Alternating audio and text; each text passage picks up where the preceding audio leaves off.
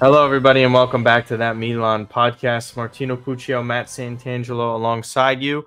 Subscribe and view us on the channel every single week. Go and check out our latest episode with Jad that we just uploaded prior to the Lazio match, which we'll obviously get into very shortly here. But again, we just want to voice all our appreciation over this past summer and the transfer market wrapping up.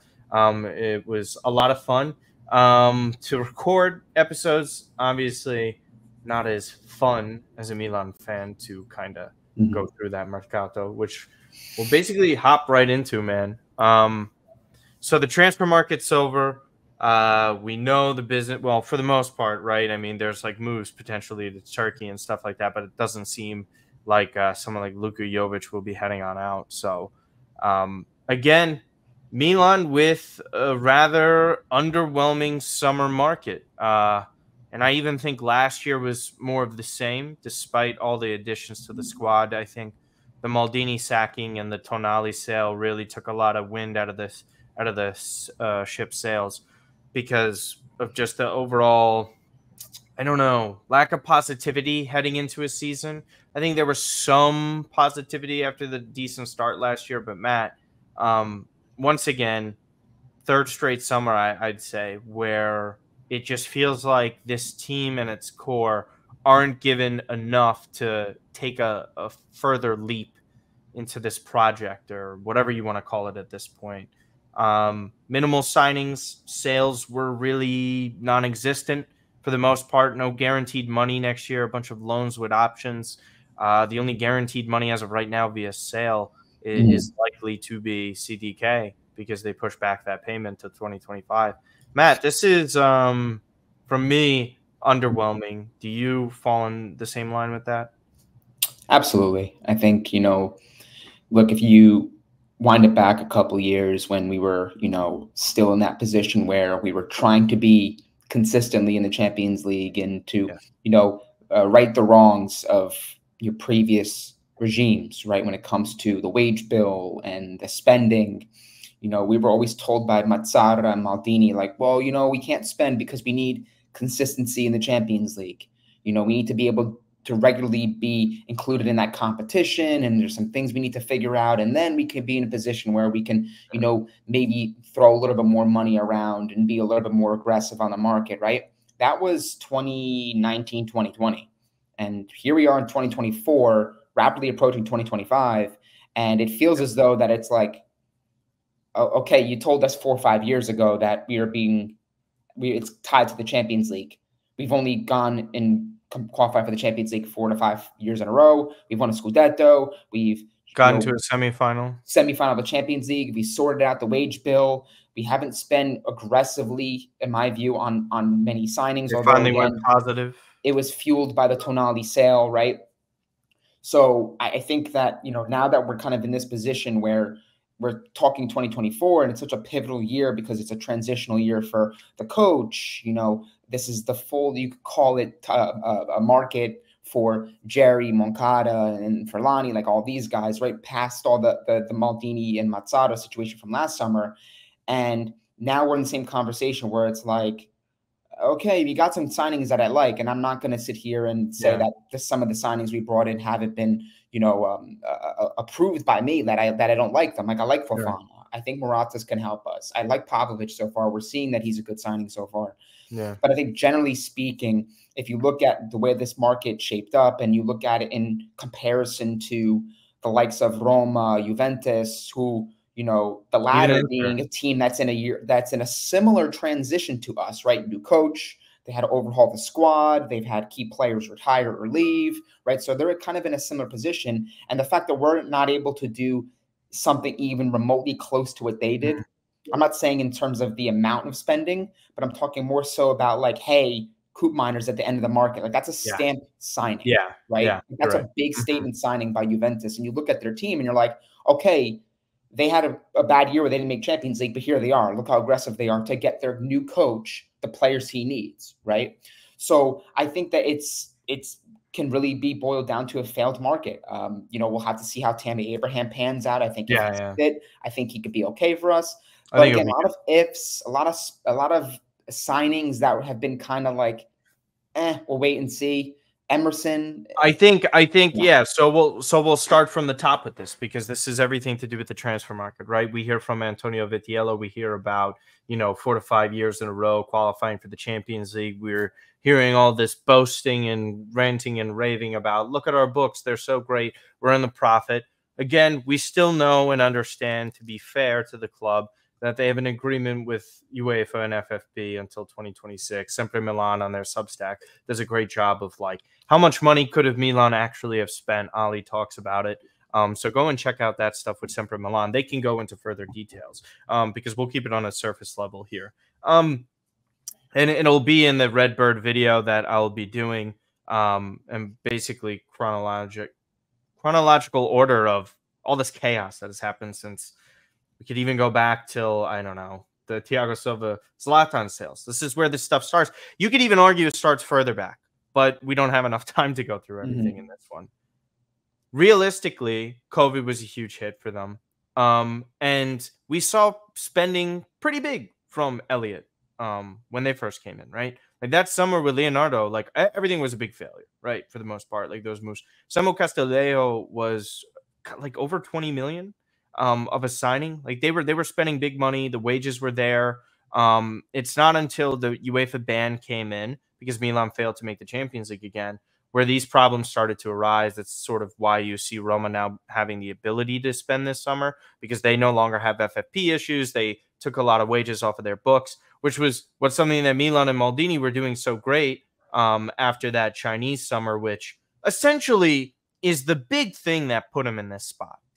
$250 million worth of transfers, and they didn't even come close to getting into the Champions League. They had an insane wage bill. They failed with the Bonucci sales.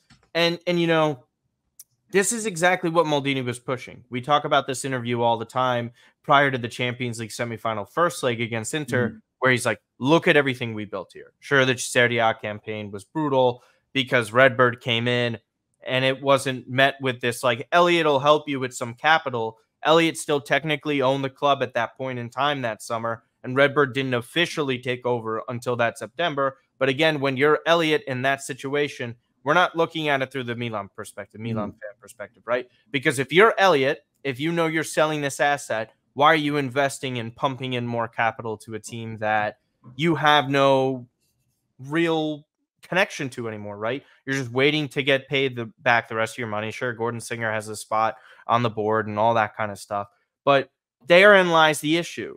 More turnover with ownership. What's the direction that these people want to go in? What do they want to do? How much further are they going to push this club? Because we see Vitiello saying, big summer for Milan. I thought myself there would have been bigger signings of over 30 million. You're in the hunt for a 40 million euro player, right? You're willing to dish that out. You're saying you're willing to pay the release clause.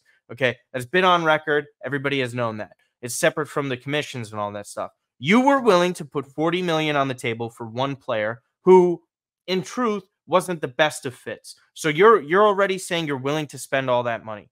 Then you get met with a summer full of haggling over deals. The inability to sell a lot of players, Matt, is the most damning thing here. You could go to the Nasty and Daniel Maldini formulas of giving the player essentially away for free with no transfer fee, 50% on the resale, and that's pretty much it, right? That happened with Nasty Maldini. They only had one buyback option this summer, and that's on Lorenzo Colombo. The others are option sales: Pierre Kalulu, Luca Romero, Tommaso Pobega, and then, of course, Yassine Adli with Fiorentina.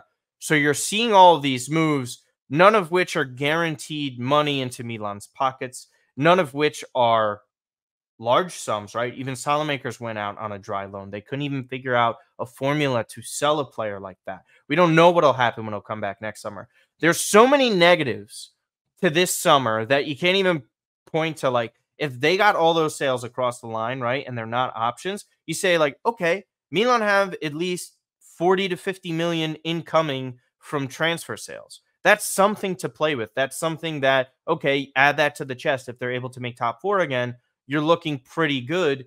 But none of that is met with ambition. None of it's met with, the Juventus move that you mentioned. Oh, Coop Miners, that's a player that'll get us over the top.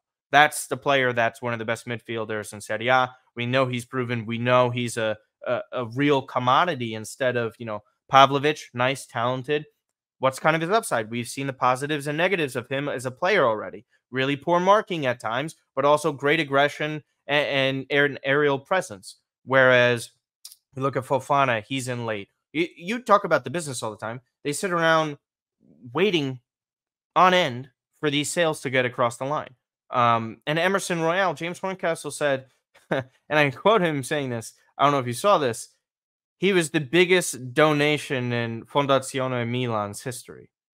Okay? Because they gave away 15 million for a player that we all knew was not good prior to joining the squad. Has there been a more universally disliked, disapproved signing that you can remember than Emerson Royale? I think probably since Kajanic, right? For his fee. Probably. Right, because he was like 27 million at the end of it, which is still insane. The most that they've paid for a striker since. But the fact that like the warning signs were there, like this wasn't just a guy that Milan brought in at the last end of the market as like, hey, we need a right back. We're going to bring him in. This wasn't like a Serginho Dest situation where Florenzi goes down last days of the market. Okay, we're going to get him on a loan and see how it plays out. Right. This was a player that Milan have been in really since the tail end of last season. That's when rumors started to persist around Emerson going to Milan. And everyone's like, no, we can't have this guy. Hopefully it's Thiago Santos or another right back, whoever the coach is, someone like that. And then it went away. And then it came back and it was like, no, Emerson's going to be the guy. And Milan were just haggling over a couple million with Tottenham. And it was widespread in the comments. It was widespread all over the internet with one or two people trying to be very like, fair. Maybe it's wrong the way I say it, but cute. I'm like, no, he's pretty good.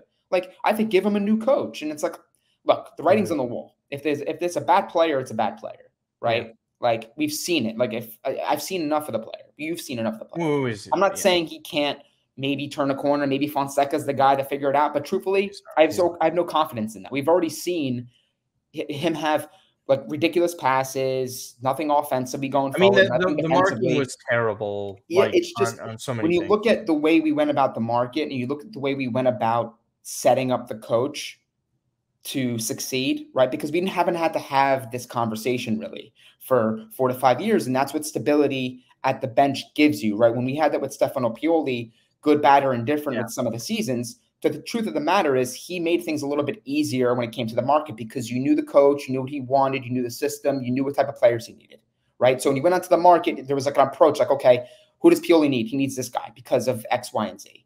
But when you get a new coach in there, it's a whole new way of thinking. It's a whole new style of football. It's a whole new, I like this characteristic in a player, whereas maybe Pioli like this in a player. So that's what bugged me the most. And I think as we started to record episodes and as we started to go through everything, we were getting a little bit more tired and upset with the fact that it was like, it wasn't necessarily some of the guys they were going after. It was the lack of a definitive plan B. If this guy wasn't going to be the guy, okay, we're going to this guy. He's our next guy. And we're going to get the deal done quickly. And we didn't act with any quickness this market. That was a big thing. And I think that really held us back. That's why we settled on the deals we did with some of those guys that you just mentioned, Colombo, Maldini. Like we were in a position where like we need to shed this team. The loan with an option will figure it out, give us a sell-on clause. And it's like, okay, but we're not receiving any money. Like even Salamakers, who had a pretty good year for Bologna last year. You think you're going to get him back, and if you're going to sell him, you're going to sell him for a little bit of money. And they're haggling over how much Tammy should be valued. He was the only guy really next to CDK in this team that you could have envisioned Milan getting money for. Yeah. Right? Like substantial money in the sense of like if Colombo got on a permanent deal or obligation to buy, it would have been a couple million. It wouldn't have been an outrageous figure. Sure. Pobega, none of these guys were really going to give you that kind of guarantee. Salamakers felt like a guy next to CDK where it was like, hey, 10 to 12, CDK, his remaining fee. It's like, okay, we're going to get that money. We're going to have something to play with. But even CDK, like we gave him to Atalanta for free, and we're doing them a solid by getting the money next year. It's like, what was this? When does it end at like the favoritism that like there wasn't a singular deal this summer where you look at it from Milan's perspective and say like they won this deal. Like this is without a doubt. Was a clause. That was a release clause. And they paid him. And the funny thing is, I think Badir pointed this out as well, is that you're willing to give Morata this money. But last year, when it came down to Marcus Thuram, who's now looking like he's better than any Milan One of the best attacker, forwards in Serie A for sure. and he got a $500,000 more, because that was a big part of the deal. It was there was agent commissions with that. This is what puts me to this. Why do they lack ambition? Why isn't there something that pushes them forward? And we're not asking like spend 250 million of a war chest and increase wages across the board so you put yourself in a really potentially difficult financial position. There isn't anything met with the accomplishments that they've had over the past half decade is met with that in the market. It's more of like, okay, we'll still keep on going in this direction. It's like you're building a house and you're using the same bricks for the foundation as you do for the roof. You don't do that. You build it differently. You got to know when you have to reach and go further, right? Like Napoli, even, for example, they knew that they had to go in for Victor Osimhen when it came time, right? To spend big on a player. Juventus do the same thing. Roma have been doing it. Paid dividends for them. Hell, even Atalanta to an extent, spending more money. For me, this club and team, where they're at, how big they are, and everyone says it, everyone knows it, and I was willing to give the benefit of the doubt because of certain situations. They deserve a real market. None of this bullshit. This is bullshit. It just is, okay? We're not asking for bankrupting a team. Where is that star-studded center back that you so desperately needed? Where's the clear payment for a right back that's a clear upgrade? Okay, Morata, relatively lateral movement, improvement in certain areas over Giroud, but like, you know, it's almost like a wash. If he's better, it's marginal. It's not this great distance from, oh yeah, now we're guaranteed to get a lot of goals from this guy, and he can press and he can link up. It's more of like, yeah, well, if this goes well, we could do better and we'll keep building from there. That's not what a club like Milan should be doing. Everyone knows that. They've reinvested some of this money into the transfer market. And I know Jerry's interviews and everything will be, again, I'm putting this into this Redbird video, but just the comments are hard to turn away from when it comes to Jerry, because when Jerry is sitting there on these interviews and stuff, talking about his purchase of Milan, the way he talks about the sport, he looks at it too much like a balance sheet and this sort of asset that he has and what he could do to improve that asset. A lot of his experience, and I'm not trying to hold this against him, but if a lot of your experience is helping major owners of sports teams improve their situation, is drastically different than being the guy who calls the shots. You're helping George Steinbrenner help make some of these decisions and pushing him in the right direction so he then knows what the New York Yankees need. When it came to time of the New York Yankees having to go to that extra level to create a winning product, they did it every single time without fault, because George knew, if I'm putting up this money to make this team that much better, it greatly improves our chances of winning. And what comes with winning, Matt? Money, every single time. That's why this club got so big in the first place. And many clubs get big because they spend money and they win. And when you win, that means more fans. And if more fans that are already currently here that you recognize are willing to pay more for it, that's what's going to happen. You don't invest enough into it. You're just trying to stay afloat. You're never going to capture the full potential of what the club is. And that's the frustrating part, because you can't have comments where you hear him saying, I didn't realize how great the history of the club was.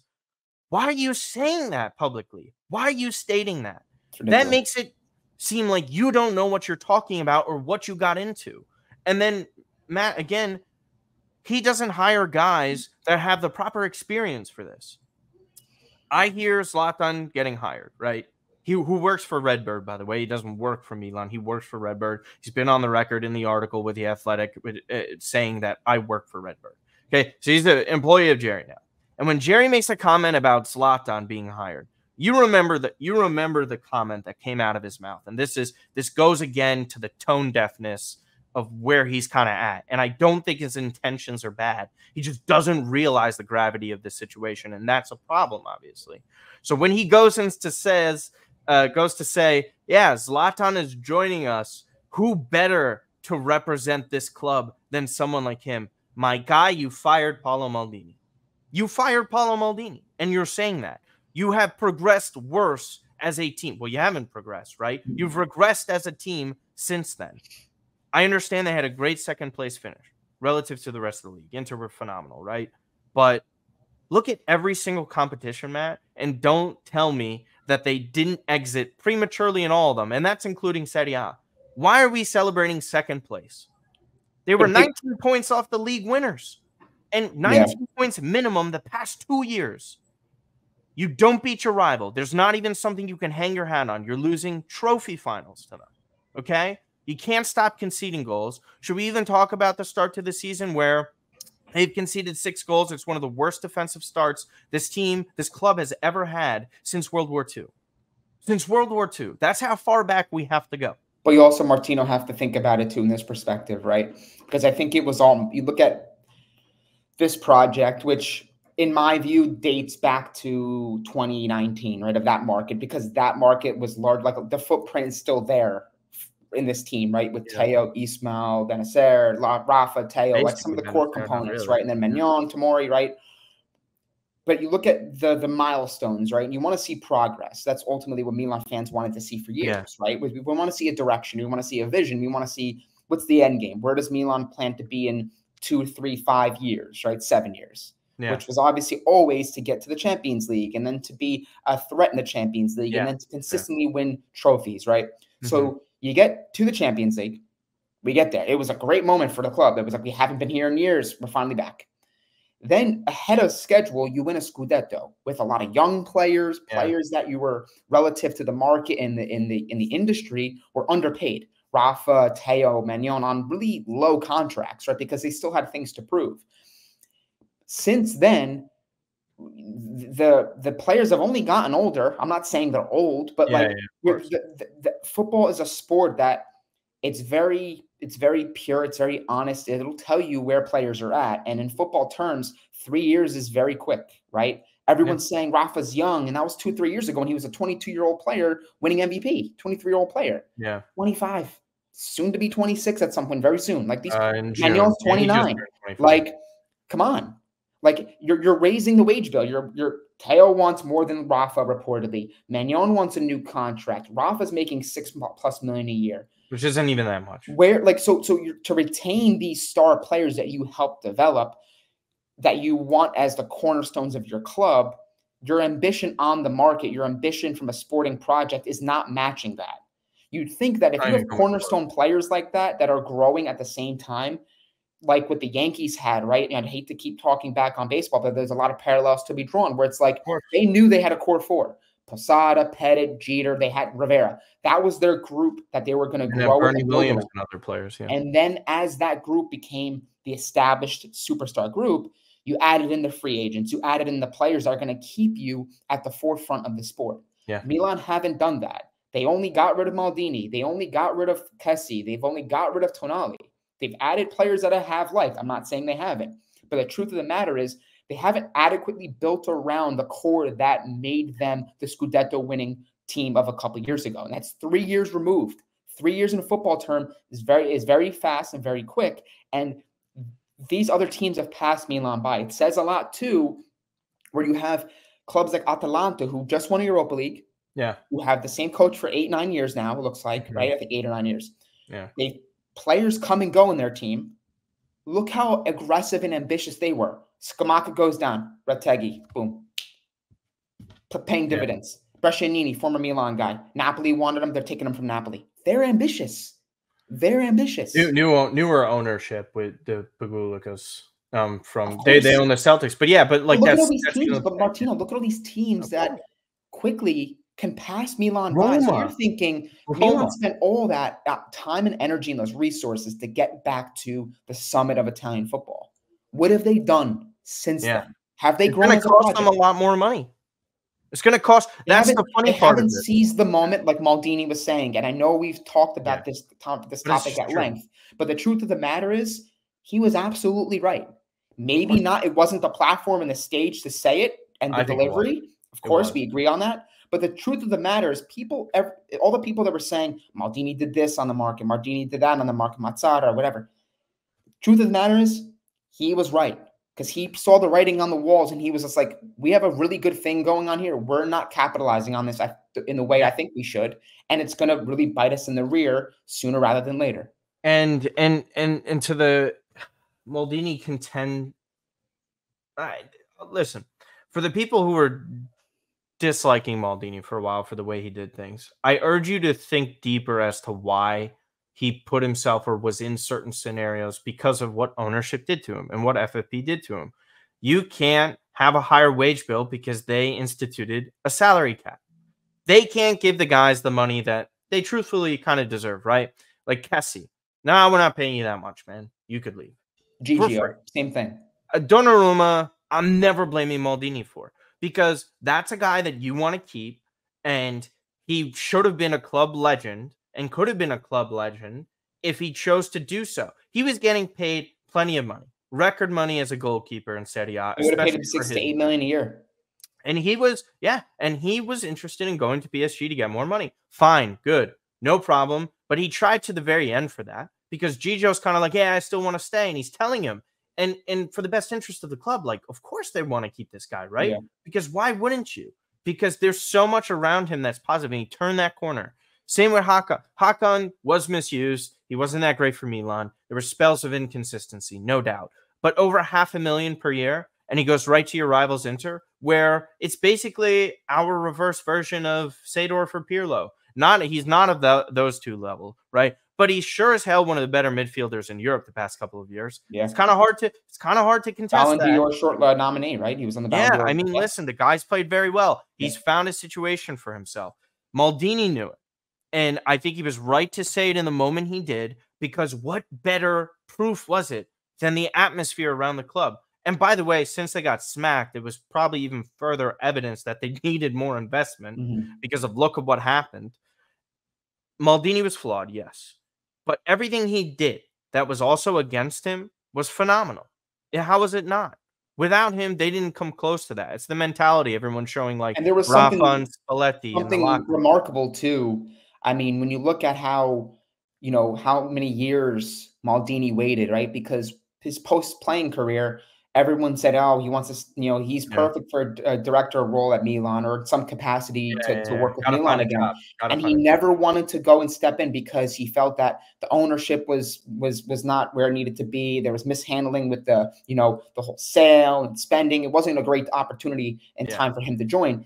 He joins and Milan wins a title with him as a director. Could you believe the full circle moment that gives the club and the fan base? It's one of the best and wider Europe, where it's like, this is the face of your club historically. He wins as a director, and very short time against all odds. There in that moment, in that Scudetto year, you couldn't have sold me much more as a football fan and a fan of this team that Milan have gone to Scudetto, and it's with him as a director. Him, like, with his fingers directly involved. There was a certain generation of fans, a little bit younger than you and I, that never really there's a bunch of them that are in their early 20s that were kids when they won in 2010, 2011. They don't truly remember it day in, day out like that. They remember a lot of negatives. And there were a ton of negatives. And they also in turn never got to see Paolo Maldini play. So, like, for them not to, like, experience that or understand who he is as a person to the club and what he brings, because it's full-blown respect. That's what it is. First of all, it's just respect. It felt like we belonged. It felt like people had eyeballs on the club again. Right now, people, anytime you hear Milan come up in conversation, you're like, what's going on over there? Yeah. And that's sad, because they had the opportunity to seize that moment. And the funnier thing is, too, and I mention this, I say this to Ali all the time, Ali's, like, in agreement, too, is that you didn't spend and risk more in the summer in which you should have. Like, for example, I'm, again, not saying 250 million like they did in 2017, but that type of ambition, that type of leap in wage bill should have been met with one of these past 2 summers. Just straight up. And if you don't have the money for it, be completely full-blown in your transparency on it as an owner. Instead, he's kind of like hiding in the dark, comes around, makes comments to try and stabilize things over time, where it's not really indicative of, like, are you here? What is the plan? What are we doing? Right? Because my question to him would be, and this is just like, if I ever had the opportunity to ask this guy a question, it would be, you sat there on Bloomberg's podcast with Alex Rodriguez, and you were talking about the time that you decided to add AJ Burnett, CC Sabathia, and Mark Teixeira. 3 of the best players in baseball. So the equivalent would be like 3 of the 25 best European players, okay, in soccer, football. And you made a conscious effort to go after those players and sign them because you knew the core of your team that you had was capable of doing something, but they just needed something to push them over the edge. Something that you get players. When's the last time Milan signed a player in their prime that was so good that they were pushing themselves beyond the limits of their capabilities? With a great team, with a good team. Ibrahimovic. It was Ibrahimovic, yes. That's 15 and that was a seizing of the moment, very opportunistic moment for Galliani because of the falling out between Ibra and Pep, and he got really good terms. But like generally speaking, as far as like the age of Ibra, the amount of money on Ibra, and that summer they brought in Robinho, they brought in Cassano, they brought in some really key guys. But they haven't brought a player in their prime that's like, you bring this guy in, this is the needle mover. They haven't done that in years. I know they've signed good players. But Bonucci to a level supposed to be that. Was supposed to be that. And you didn't see, you only got it for like half a season. Then he bounced. That's like the thing because why are Inter and Roma and Atalanta and Juventus fans supposed to be scared of? What are they, like Napoli fans, what are they scared of when they see Milan operate in the market? When Milan started spending money, regardless of what we saw the product on the field in 2017, you just know every single fan base was like, holy fuck, if they get this right, they're back. Like it's scary, right? Because it's the same feeling that I think a good amount of people are sharing with Juventus this year and this summer, where it's like, holy fuck, Juve is not incompetent anymore. That was a lot of really good business, and they're using the money to back it. Yeah. And it's sort of like Juve have had all these problems, and Milan boasting about their profits and how rich they are. I don't know how much this is contingent upon building a stadium and getting that one over the line. That's difficult. I think Jerry's doing his best to do that, right? Like, I'm trying to be fair. But my goodness, if you don't meet your product with ambition, then you should have bought something else, because you can't just invest 1.2 billion in a product, get a new stadium in here, and you're still keeping them at that level. Like, Milan had to do a salary cap. They had to. Do they have to do that now? No, that's the problem. Because if you were still under that thing of an ideology of like, yeah, we'll keep building this, and Jerry keeps talking about an ecosystem and all, it's like, no. An ecosystem that doesn't work different. It works. Well, also there's different types of beasts in an ecosystem, right? Because we want to talk about the food chain. We could go to the food chain, for example. Milan's a fucking lion. They're not a gazelle. They're supposed to be. They're supposed to be a lion. They're not a gazelle. So act like a lion for once, and act like you're the king of the jungle, and do what you want. There's never any of like this, fuck you, we're going for it. And it's not even like, okay, we're going for it as in we're risking the financial future of this club. They're not. And none of us could sit here and say, either you and I can sit here and say, well, let's wait for FFP to be released in 2026. Maybe they have a summer like Roma. We're not interested in next summer. No one's interested in waiting 2 more years. Because in fairness, I'm not saying I agree with this. In fairness to Jerry, he got here last summer technically to start working on things. So for him, it'll be year 4. For us, it's year how many since we were a contender for the Champions League? We're talking about 20 years at that point. The second FFP is left up, right? Because we're going to be 19 years removed from the 2007 Champions League. Our best finish in that stretch prior to that was the semifinal with Maldini. So that's the problem. And we know what the problem is. We've been sick of it. We know you guys always comment on it. Ultimately, this market for me is like a 5.5 out of 10, maybe a 6. It dropped another almost point since I went on Kush's video, because the ending was garbage. The ending was just garbage. It just was. There wasn't enough. I think the lack of sales, I think, really drove that score down, because I think there were pieces in this team that, if you wanted to look to, Moncada and Forlani, and you wanted to look at, okay, fine, we understand you're trying to trim the fat. We understand you're trying to shed weight, and we're trying to get players out of here that don't really fit what we're trying to do. Yeah. Okay, let's see how good on the mark you are as far as selling, because a lot of these clubs that thrive, like the Atalantas, the Juves. I mean, again, I'm not saying I'm not a conspiracy theorist here, but there's something to be said about Juve getting 16 million from Fiorentina from Moise Kean, who maybe on his day is a good player, but we kind of know what Moise Kean is now. He might be a good striker at a team like Fiorentina, and he's doing okay. But the fact that they were able to get a player that 24 years old, has bounced around, he couldn't really hold down a move at Juventus, and Fiorentina, who aren't this big giant that spends a ton of money, they go out there and they make him their starting striker at 16 million, and it's a straight permanent deal. Yeah. Like, it's cash. The fact that Milan couldn't sell any of their players and get money this summer is pretty damning of Furlani and Moncada, because it shows that they have to get players right. So it's like, okay, you could only, I don't know, it doesn't take much to sell Rafa. Hey, anyone want Rafael Leao? Sure, he's a fantastic player. Anyone want Theo? He's a fantastic player. Yeah. But it makes me question and wonder that we've built this project and this team on the idea that, hey, we're going to get a lot of young players in, and some players we're going to build around, and some players we're going to sell for profit. It makes me wonder that, let's say you have those players that come up and do pretty well.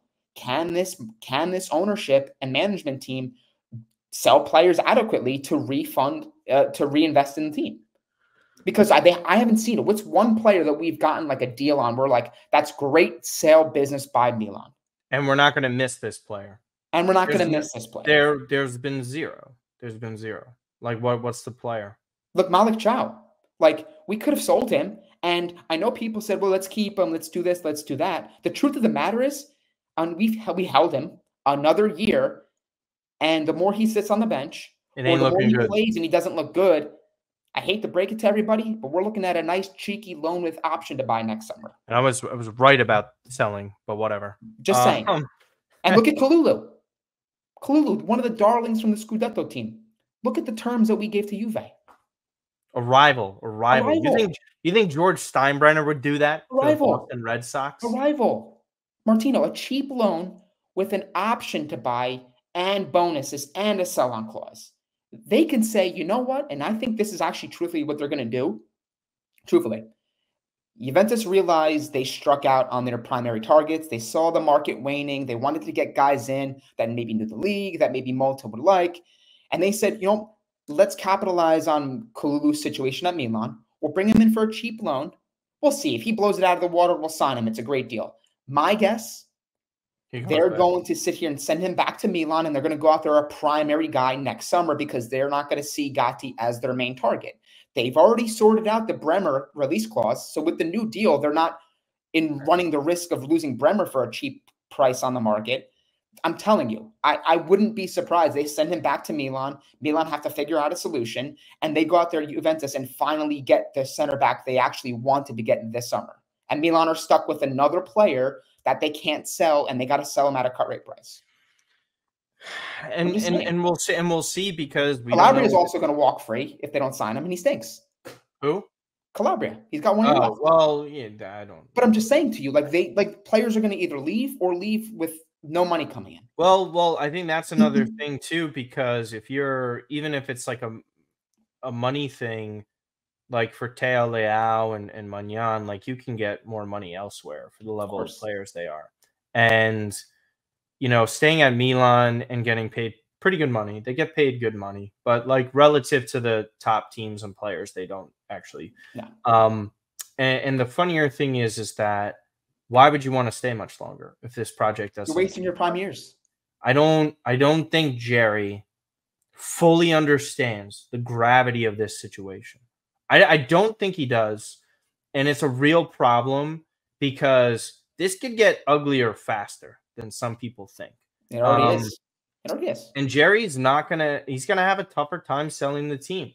This is a very important 36 months coming up for Milan in their history.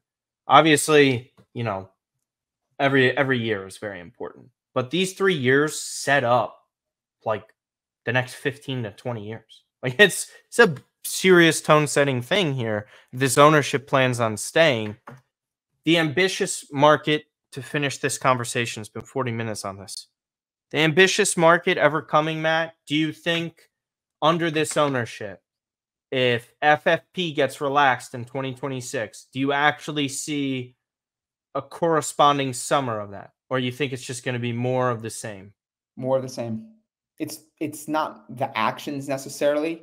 I mean, yes, it is the actions, right? Because I think you heard, they're going to be aggressive on the market, and there was Xerxes, and it's like the Xerxes, whether you like the player or not, the idea that Milan were so intently sold on triggering his release clause, I think signaled a lot of hope for Milan fans for the market, because if it was, hey, we're going to pay 40 million for a singular player, we haven't done this in years. Yeah. The fact that they didn't do it, and for whatever reason related to the commissions or whatever, the market vision changing, the fact that they didn't and they're still a little gun shy gives Milan fans that indication Redbird isn't serious. They're going after cheap deals that are not going to bite them in the rear because they're, 1 year left on their contract. Maybe the wages aren't that high. Deals and assets that are not going to, hurt them in their balance sheets. And I just don't see under this ownership the aggression, the ambition on the market that is to be matched. And I think you mentioned Bader, and I saw his video because it was kind of tying up into, Serie A being their own worst enemy. They're in their own way when it comes to growth of the league and TV rights deals. And ultimately, when you have the three main teams, they have a big role in that, right? And he kind of categorized Juventus, Inter, and Milan in these three, labels. He said, like, Inter, like, poor but ambitious. Like, their financials aren't great. We know their situation's been very up and down, but they've gotten like guys like Pavard and signed this player, that player, and they're a team that is the favorite in Serie A, and they're competing regularly in the Champions League, and they look very good. They were in a final 2 years ago. Then you have the Milan team, which rich but unambitious, meaning the finances are the best they've been in years, right? We discussed all the revenues, everything looking great, right? But they're not ambitious. And then you have Juventus, which, they're a year and a half, 2 years removed from the entire financial irregularity situation. And now all of a sudden they got Malta and they got a nice, exciting project. But some of the moves have been met with some confusion because the Juve Next Gen has done a great job in ushering along players, but they've sold them and they've taken more risks on the market. And these risks, if they don't pay off, can be very detrimental to them, right?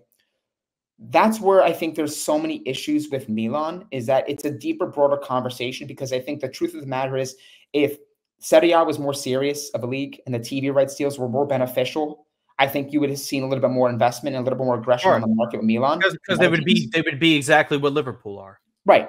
At least like the approach close to that. Yeah. Somewhat close to that. But I think now you kind of look at this, and these guys are businessmen, and I understand that you have to run these sports teams like businesses. Sure. But I think when it comes to certain clubs with certain prestige and history, there's outliers. So there's exceptions to that rule. And Milan, when you acquire them at the time that they were acquired, they should have been the exception, because we handed to Jerry a nice little diamond. Hey, finances look good. We've got some great players here. What's your excuse to not spend? What's your excuse? It's insane. It's insane because you're bragging, and it's so funny because they constantly contradict themselves with the statements they make. Yep. I didn't realize I was buying one of the biggest clubs. Oh, we have the biggest fan base out of all the Serie A teams in the U.S. Holy shit! So you have everything at your disposal, and you're not spending like it. You're not. And again, we're not asking you to bankrupt. No one's asking for bankrupt. And you're like, it's half-assed, because you know how great this would be, Martino, if Milan were more aggressive. They got some big key signings, and Milan was competing like consistently. They were a dominant threat, not only in Serie A, but they were a team that was making similar noise to Inter in the Champions League. And you had guys like Pulisic at the heart of that. You know how much more that would elevate Milan's profile? Like it feels half-assed because you have some great players here. You Yeah. have done some really good things when it comes to off the field branding and market relationships. But then it's like from a sporting project, it's like, oh, that's the market? Like, really? Like, you talk about a certain ambition, but you don't show that ambition. I don't even think they've talked about ambition like that. I think they talk about ambition Well, on they talked about ambition with being like an aggressive with the overall stadium side, or like an overall club image ambition, where it's like we're bigger, but like, are we more successful? There's a difference. I don't think they're always. How much are we still latching on to our previous triumphs? Like you just mentioned it. We're rapidly approaching 20 years since 2007. Rapidly approaching. And since 2007, we've won 2 main honors. Scudetto at the beginning of last decade and a couple years ago. That's it. So this idea that Milan's Champions League DNA, and they have some of the most trophies all time. They're one of the most historical clubs in Europe. The demographic is growing, and that is becoming a distant memory for many people. Yeah. Milan fans haven't seen, they only can see the trophies, the 7 Champions League, right? They can only see these things. They haven't felt that, experienced that, and that's the difference.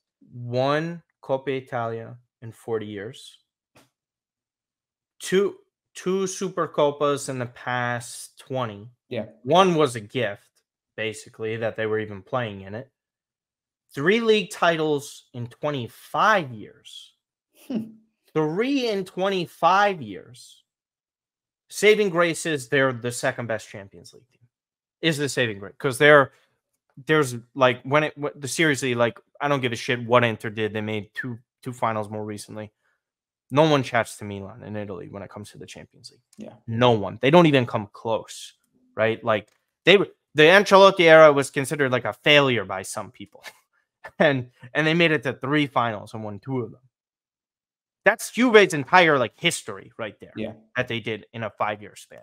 That's the level of this beast. And they're not, it's like, again, they go back to the Yankees and Empire Strikes Back and, like, you know, the evil empire. It's like they have a fully operational Death Star and they're gun shy. It's fucking insane. It's like, if it's so funny to me, because if they were willing to raise wages and spend money on a player like a Victor Osimhen like type purchase, right? They could land the guy. Like, the player would be willing to come to Milan. That's the annoying part. Like, when it was like 2014, 2015, 2016, 2017, they haven't made the Champions League consistently. They don't have a great core of a squad. Of course, the top players would never consider playing there. Yeah. They're not going to go there. But you have that now. You literally have that. And you're not doing anything to push that in that direction. Like, it's just insane to me. Where there's question marks surrounding Juventus and Inter at the time, financially.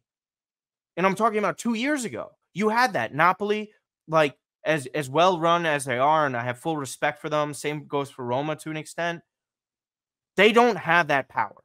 They are not going to have that power. Yeah. And you do have that, and you're squandering it, and you're losing a lot of fans. I'm always going to be here. I'm always rooting. Yeah. A lot of people, and I know this because they tell me and they tweet about it, they comment about it.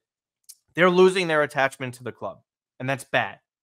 Because the one group of people that you could always count on, and you can't count on them now, is problematic. And I hope that gets fixed soon. And we'll have more conversations about this in the coming months. But we'll wrap up this podcast with another happy match this was for Milan. Okay. This was another embarrassment. Just flat out. Cannot stand watching this team defensively. In transition, they're embarrassing. Emerson Royale had one of the worst performances. I had to mute my tweet. I was getting so many notifications from Spurs fans about how they robbed us and how we knew it. And they were like, how did you guys not know? It's like, we fucking knew. We knew. We knew what happened. So anyways, Milan go in front in this one relatively early. Great cross by Pulisic to Pavlovic. Actually, you know what? I glossed over the facts. They nearly conceded within the first minute again, because that was almost immediately. Pavlovic makes a goal line clearance. He's had a bunch of goal-saving plays, which is a really bad thing in the first 2 matches of his Milan career. Pulisic gets that cross. It was a great job by him. We know Rafael and Leao were benched for this one. We'll get to this and finish it out there because there's a lot of drama. Listen, they came out looking flat in that second half. Decent signs in the first one. Really poor poaching. I think RLC completely missed the advantage to poach a goal where Pulisic had a great cross over the middle. There was some poor shooting. The pitch at the Olympico looked terrible. The shooting reflected that. For me, the response after going up 1-0, this is the first time this season that Milan went ahead to start the game. They couldn't hold on. That second half performance was baffling. The fact that they were able to pull something off with those subs is just everything, because nobody could bring out a top 5 left winger in the world, top 5 left back in the world, and a very good Serie A player in Tammy Abraham off of the bench. That just doesn't happen. Milan get level. It ends up 2-2. On a surface level, any other season, disregarding the first 2 results, 2-2 away to Lazio isn't the worst thing in the world if we're talking results.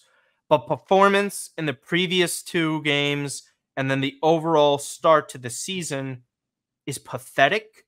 It's lethargic. It's disorganized. It's disoriented, chaotic. All the superlatives that you can come up and think of, Matt, exist and apply to Milan at this moment in time, because they are not playing good football. They know they're not playing good football, and it doesn't seem like anybody knows how to stop that from happening. What was your overall thoughts of these first 3 games and mostly Lazio? Embarrassing. I mean, I think, look, you can harp on all the things we did or did not do in the market, but the truth of the matter is this: it's Milan, it's match day 1, and you got to be ready, right? You're representing Milan. We're at home. And I think that was the match to set the tone, right? And I think it's very important that you get off on a good start. The football doesn't have to be polished, doesn't need to be champagne, it doesn't need to be prestige, but it does need to be at least somewhat an idea, reflection of what type of football Fonseca and Milan want to play this year. And we haven't seen anything close to it. I mean, I think that, look, people might say we put too much stock into the preseason, but the truth of the matter is this: you practice. If you consider those games friendlies and practices games for the actual real thing, you practice how you want to play. And by all accounts, we saw some good things in preseason, albeit with a very makeshift, in and out type team full of a lot of younger players. There were some ideas to be getting behind. And I was like, okay, look, I'm not saying it's going to be a perfect product on the field match day 1, but I thought after that game where we got kicked in the teeth twice and we found a way to steal a draw at home, I was like, all right, match day 1 scares. Torino has a new coach. They have a new project. Chalk it up to, match day 1 issues, because Inter even had it too, right? And I was like, okay. But then the Parma game was very damning, because this is the product we showed and we went on the road with to a newly promoted team who manhandled us, and all credit to them. They've looked very good so far, and I know that, they're a team that looks like they're going to be staying up and doing some real good things in their return, right? And then you look to match day 3 against Lazio, who Milan have had their number, right? In more recent results, right? And the games are very cagey, very card heavy. We saw last year it was like red cards, fights, and then Okafor had the match winner, right? So I think Milan fans at match day 3 enter desperation, like, we just need a win, because we know who's lurking around the bend, right? We know it's Venezia, and then it's that derby.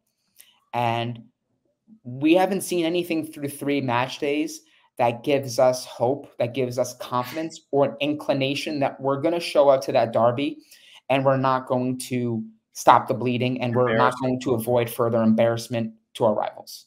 Because Inter turned a corner. They absolutely made light work of Atalanta. Toss them aside. Like easy, like light work, right?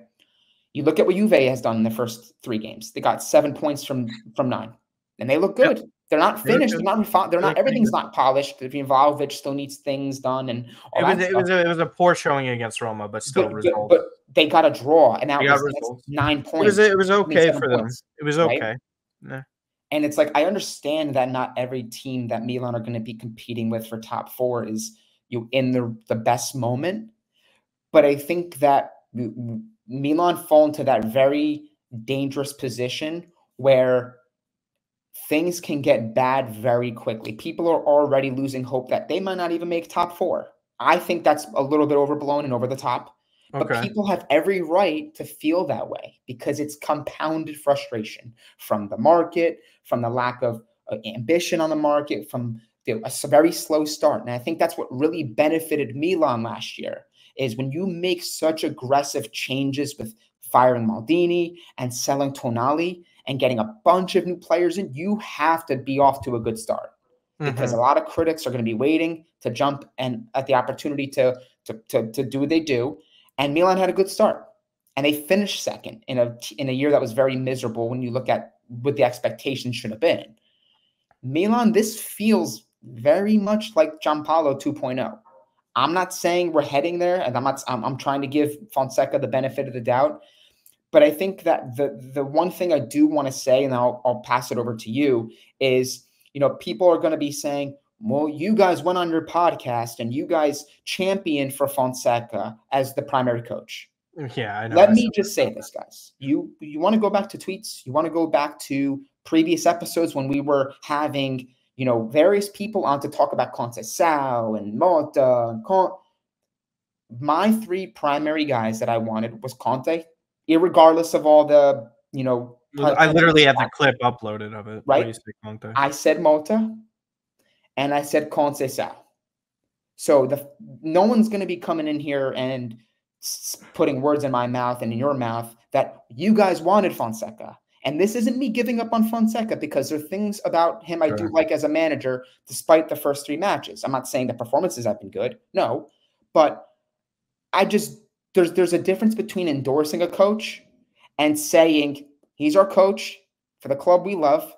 I hope he does well. They're 2 completely different things. Yeah, well, of course, people are conflating things. They're going to misconstrue and contort words to fit an agenda that is hateful against us for what we do. And that comes with the territory of creating content on a club like Milan in the position they're in. Of course, people are going to make up lies. It's frustration. We literally have at least two episodes about Conceição. I was preaching, banging at the drum, making tweets about Conceição. All I was saying was Fonseca isn't as shit as some of you guys think. And unfortunately, to start the year, I don't have much to back that up. But if you've seen the guy and watched the stuff, he's really not as bad. This is just overall everybody. And this whole, by the way, Pioli thing, Pioli's team was doing the same shit. Worse, but they were doing largely the same issues. Okay, so this whole, by the way, oh yeah, we should have never got rid of Pioli. That's not true. Just because one guy is bad doesn't mean you should have kept the other. That just doesn't make any sense. There's no logic there. It's like, it's just mind-boggling. The decision to bench Theo and Leao, I understand where he's coming from. However, you had 1 point from 2 games against a newly promoted side and a Torino that really lost a lot of key players and their manager, and you got outplayed in both of those. You now head into the Olimpico, which is already a tough environment, as you know, coaching there for a couple of seasons, benching your best player in Theo and Leão. And in this situation, we knew that this was more or less a benching. And, you know, Fonseca was saying publicly, I spoke with the players about this, that they're not fully physically fit. Then we play the game and we see a cooling break. And during this cooling break, we see the 2 best players that were benched for this game on the other side of the pitch. We see that it is during a cooling break and they had just been subbed on. They're on the other side of the pitch. Optics, and I'm going to say this and I'm going to clear this entire situation because this goes into Di Canio, which I have to explain to people because people still don't get it. The optics are terrible. And I tweeted, this is the first thing I said before I even saw anything about Di Canio and any of that stuff. The optics are terrible. Rafa and Theo, you're supposed to be the examples. You stick with the team. Stop doing that. Body language and pressing is a different conversation. But when you just got benched, your team's off to a really bad start, there's questions about the coach. You being on the other side of the pitch during all of this, when it's just you two specifically, considering the circumstance, looks terrible. Yeah. And it sets a bad example. And that's not a good job as professionals. I understand, whatever, you just got subbed on, you don't need water. Tammy and another sub were over there. You didn't see, I think it was Musa. And you don't see them separate from the squad. Squad has to be unity. And leaders lead by example. It's supposed to be your number one guy. You hear it all the time in sports. Oh, we have an easier time here with this club or franchise because our best player sets the example. Everybody falls in line and listens.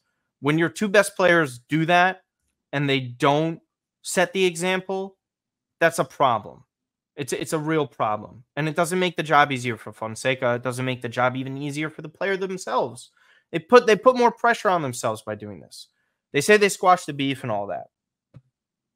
It's inexcusable. Leao comes on and scores the goal. But I'm more annoyed about actually the discourse around this and who to go at and who not to go at and who to get angry at. I think it's perfectly fine to be upset at Rafael Leão for his body language, his lack of pressing at times, because it's not a complete full team player. And I totally understand where people are coming from. I don't think that's a stupid thing to say. I think it's certainly plausible, and you have a fair point you're making. However, when it is someone with a background of being a fascist and a Nazi and being suspended for it, and being suspended from television for having a Mussolini tattoo, and that person is calling another person unprofessional and that they would have thrown them up against the wall in their generation, where the fuck do you get off, Di Canio? Who the fuck do you think you are? I have no issue with Ambrosini or Fabio Capello saying something on this matter, in which Rafael Leao did not respond to, by the way. He didn't take exception to what they were saying. Whatever, it's their thoughts, their opinions. However, pointing out the hypocrisy of a neo-Nazi pushing this sort of, and he's been on the record defending Mussolini and all that. He has a Mussolini tattoo. Like, what are we doing here? And he's commenting on this stuff. And he's talking about who's professional or not. Where he literally got suspended for doing a fascist salute. He literally got suspended for that as a player. And we know everything about that. We're not children here. We know what that shit means and what that represents. And the fact that you're doing that as a professional on television, and again, listen, this shit's over with. It's done. Whatever. Immature on a level, yeah. But I don't find the tweet to be immature. I'm sorry. I disagree with a lot of people that think that. Because what he's doing is pointing out the hypocrisy of Paulo Di Canio opening his mouth saying that he should be the one talking about professionalism. My guy, you are a Nazi. What else is there to say? We know your values. We know what you were like as a professional. Do not open your mouth about other people and try and talk about, well, I wouldn't have done that. I wouldn't have done. Shut the hell up, man. You really should stay in your own lane when it comes to that. Because I could digest it from plenty of people. It could be someone from Milan Weekly podcast, our good friends. It could be from Sempre Milan, yourself. We're all right in when we're saying that's not great professionalism. However, I'm not here to get mad at the player for calling out someone's hypocrisy when they're a massive piece of shit. There, I think people are wrong because that guy shouldn't even have a platform to begin with. And he also shouldn't be speaking on people's professionalism. Right. And it's just the same thing with Cassano. I don't give a shit what Cassano has to say. He was a shithead of a person and a player. He was always a problem. And the same goes for Di Canio. And it's like, even if Balotelli was just like, I wouldn't have done that if I was Leao.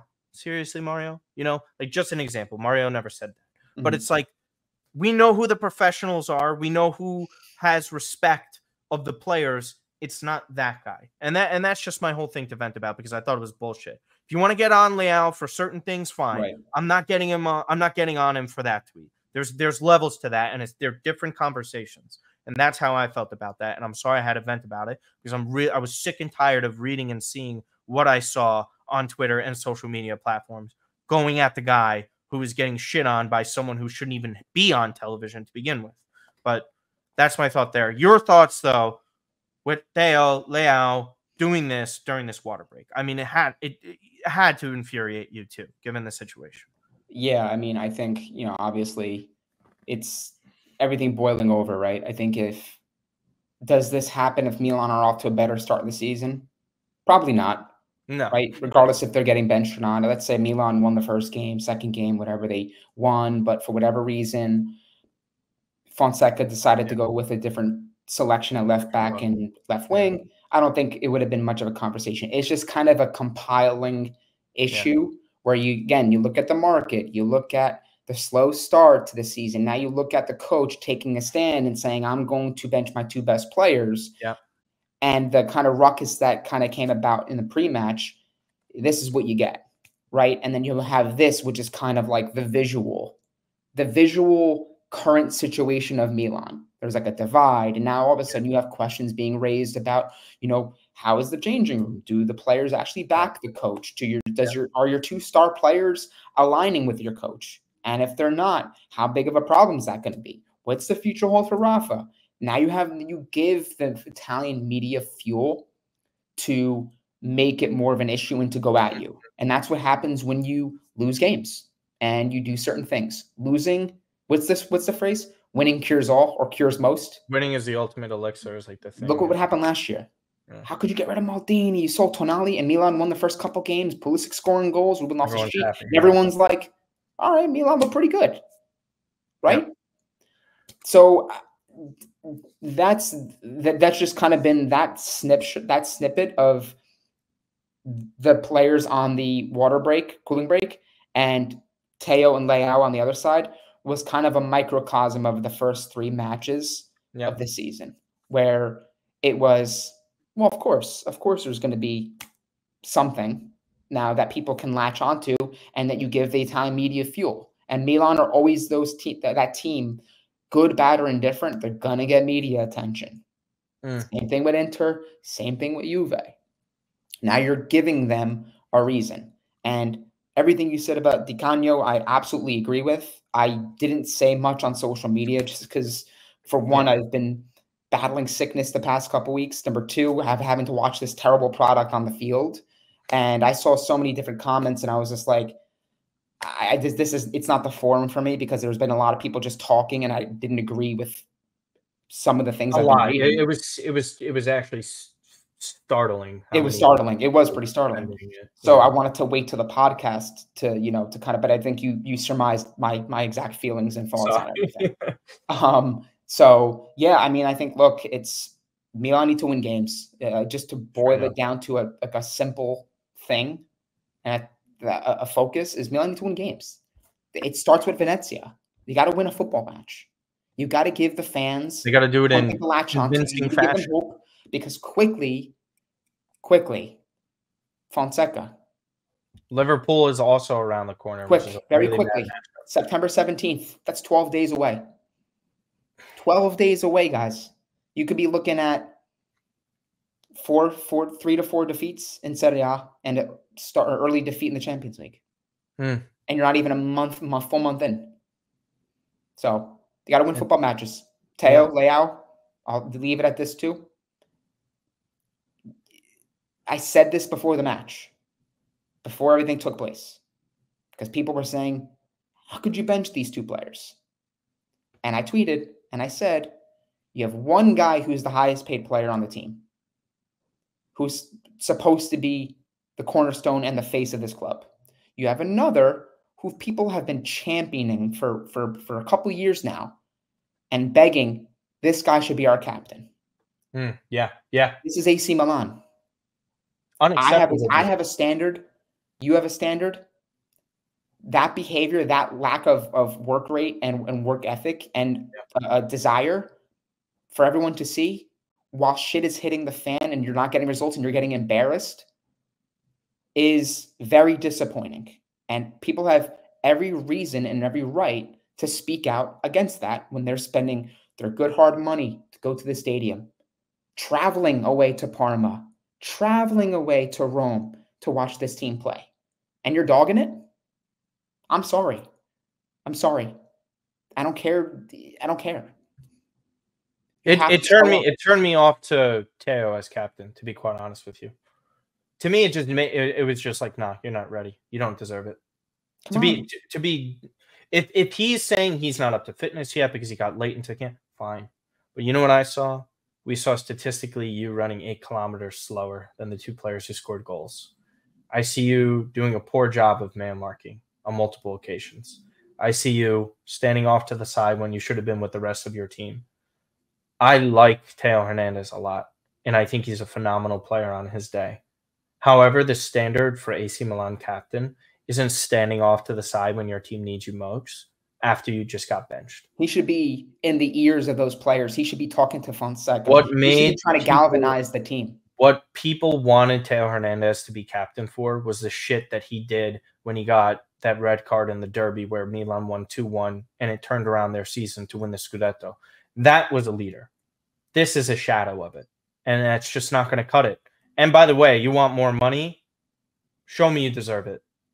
Because if this is like the version of you that isn't as quick or as strong, then why are we giving you more money for the next few years? I'm curious as to why we should give you that, because you have to prove it. And I think Theo will, but I've never had to question so many great players for their character. And we'll see. I think they're going to have the opportunity to respond. I hope they do. I still think they're phenomenal players. I like them a lot. But there's a standard that needs to be met. And if Paolo Maldini isn't here to hold your hand to reach that standard, then that's a deeper issue, by the way. Yeah. Because you shouldn't need Paolo Maldini around to do that. He taught you everything you needed to know already. You're a grown-ass man with a child. Figure it out, okay? Love you. Hope you figure it out. Yeah, so we'll be back next week. We'll see if we'll do something with a little content tomorrow. We're not 100% sure. Silvano Voss is what it would be centered around. And again, he looked phenomenal. A lot of people said they love what they saw from him in Serie C. So it sounds like he's too good for that level. We'll see what happens. Matt, everybody can go and follow you on these two handles here. Any exciting projects coming up as we finish up here? Yeah, as I just mentioned, been sick the past couple of weeks, so it's kind of between that and the poor results. It's the desire to create content hasn't been there. I'm just trying to recover and use this international break for myself. So hopefully putting out some stuff very soon. Again, as I always mention, follow me on Twitter at Matt_Santangelo for any updates on that. And of course, thank you guys for supporting the podcast and what me and Martino do here. Between all the comments on our Twitter account, X account, whatever you guys are calling it these days, we've gotten a lot more followers, a lot more engagement, conversation is expanding there. So thank you. And also the audio and video format of the podcast is really taken off. So despite all the results, despite the market not going the way we wanted, you guys are still there. You guys are still supporting, and you guys are still in the comments and liking the videos and supporting what we do. So that's not lost on us. That's never going to be lost on us, despite what happens on the pitch. So thank you guys. We started this in 2017, so I think people should be aware of that. We've been around. We're still here. This isn't even close. This is an annoying moment, but yeah. Thank you guys so much. At Matt_Santangelo for him. Again, at that Milan Pod, Apple, Spotify, and other audio platforms. You could follow me on Instagram and X, Twitter, whatever you want to call it, and YouTube as well at Martino_Puccio. That's where you can find everything here. Sempre Milan, Milan Weekly Podcast, Coast to Coast, MLM Podcast, Old Hard Rossonero, Kush, and then Serie A Sit Down. So a bunch of other great content and friends, Milan centered, that you guys should go all and check out if you need something to listen to during this international break. And always, like, subscribe, and comment how you thought everything went this summer on the transfer market, and basically everything that you just saw transpire against Lazio. Thank you guys so much, and we'll see you next time.